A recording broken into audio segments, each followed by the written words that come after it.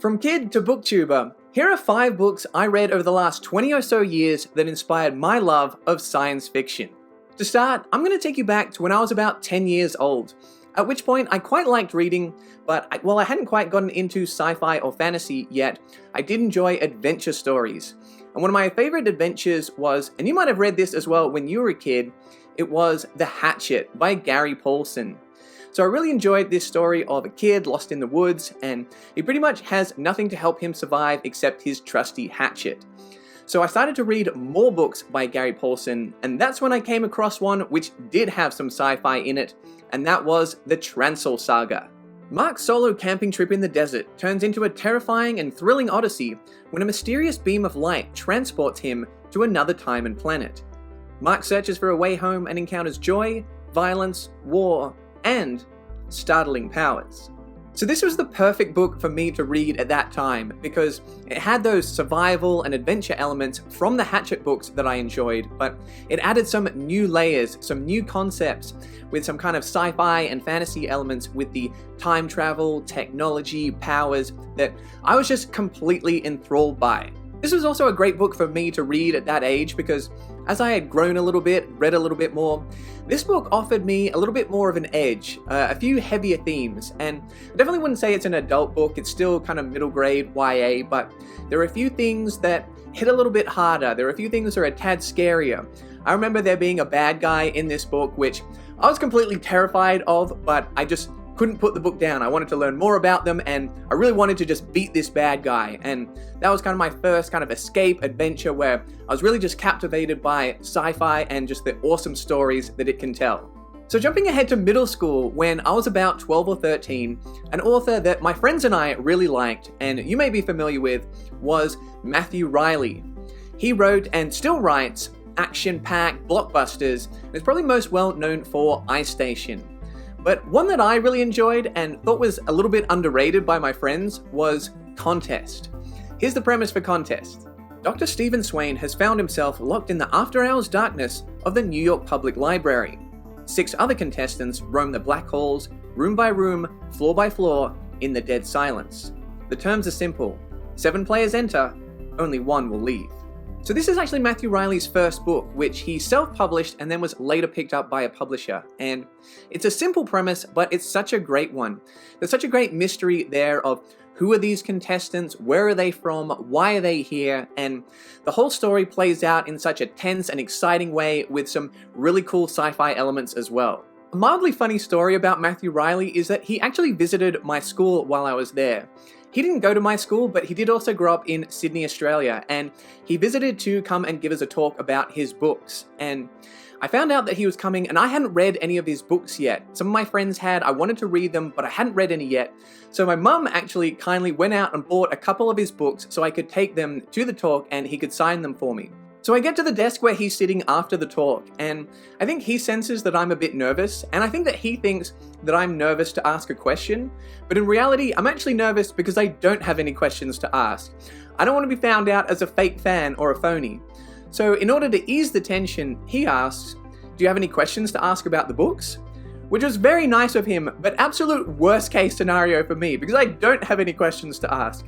So I'm just like, "No thanks," and walk away. So Matthew Reilly, if you're watching this, I'm sorry I hadn't read your books, but I have now, and I liked them. So moving ahead to university, as I'd kind of fallen out of my reading routine a little bit in high school, as many college kids do, I came across Kurt Vonnegut. And the first Vonnegut book that I read was Cat's Cradle. So what's the premise for Cat's Cradle? Dr. Felix Honecker has left a deadly legacy to the world. Ice-9, a lethal chemical capable of freezing the entire planet. The search for its whereabouts leads to Honecker's 3 eccentric children, to a crazed dictator in the Caribbean, and to madness. So I had a deep emotional reaction to this book. I'd read books before which I thought were entertaining or exciting, but I think this is the first book that I can recall reading where I felt like I really personally related to it. This book just really spoke to me because as a young adult, like a lot of other people, you're trying to make sense of a seemingly nonsensical world, and Kurt Vonnegut just tells you on the page that he's right there with you. And this book has some sci-fi elements. It's not quite as sci-fi as Slaughterhouse-5 or The Science of Titan, which are other favorites of mine, but this really did spark a love of sci-fi in me, and after reading this, I read nearly everything Kurt Vonnegut wrote, probably within the next year. I read at least 10 of his books, and it also made me want to pick up some other classics. They weren't necessarily super heavy sci-fi, but some dystopian classics like 1984, Fahrenheit 451, and this really kick-started my reading journey again, really ignited a love of reading and sci-fi. So jumping ahead to 2015, and at this point I'm working full-time, I'm reading here or there, but I'm doing a lot of my reading on vacation. I'm sure you guys are like me, there's nothing better than having a bit of a break where you can just hang out by the pool and catch up on some reading. And one of my favorite vacation reads was The Martian by Andy Weir. 6 days ago, astronaut Mark Watney became one of the first people to walk on Mars. Now, he's sure he'll be the first person to die there. Mark finds himself stranded and alone, but he isn't ready to give up yet. Drawing on his ingenuity and his sense of humor, he confronts one obstacle after another as he fights the odds to survive.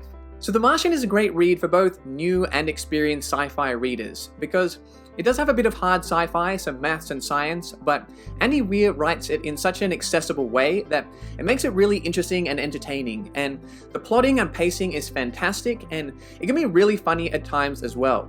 I remember reading this book on the plane ride back from my trip, and it was one of the fastest reads of my life, because I remember I had about 30 pages to go, and you hear over the loudspeaker the pilot saying that we're going to be landing in about 20 minutes, and I was like, no, I have to finish this book now. I need to know what happens.